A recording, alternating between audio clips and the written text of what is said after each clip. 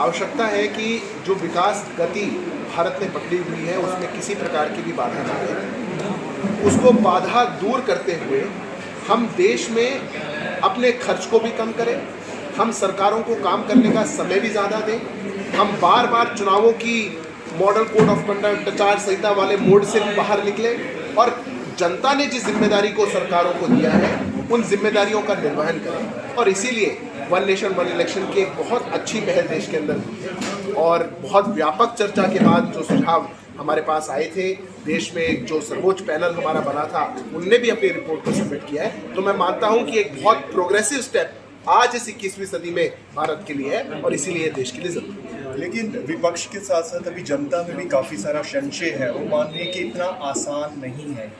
निश्चित तौर पर और संशय को दूर करा जाए, इसीलिए आज हम हिसार में बार एसोसिएशन में हमारे साथियों के साथ हैं। देश भर में ऐसे कार्यक्रम किए जा रहे हैं। जनता ने बहुत सुझाव अपने दिए, पर जनता के बीच में इसको ले जा करके अवेयरनेस की भी आवश्यकता है और वो पहल समाज के सभी पहलू और समाज से जुड़े हुए सब लोग कर रहे हैं। मैं मानता हूं कि जैसे जैसे समाज में इसको लेकर के जागृति बढ़ रही है और जैसे जैसे समाज के लोग समझ पा रहे हैं कितने हजारों करोड़ों का खर्च इसमें कम होगा, कितनी ज्यादा सुगमता उनको मिलेगी, बार बार चुनाव का प्रेशर उन पर नहीं होगा, सरकारें लंबे समय तक काम कर पाएंगी, आचार संहिता का बहाना बना करके सरकारें ये नहीं कह पाएंगी कि अब विकास कार्य 2.5 महीना 3 महीना नहीं होंगे, स्कूलों में पढ़ाने वाले टीचर्स ज्यादा समय छात्रों के बीच में दे पाएंगे, सरकारी मुलाजिम ज्यादा समय जनता के बीच में दे पाएंगे।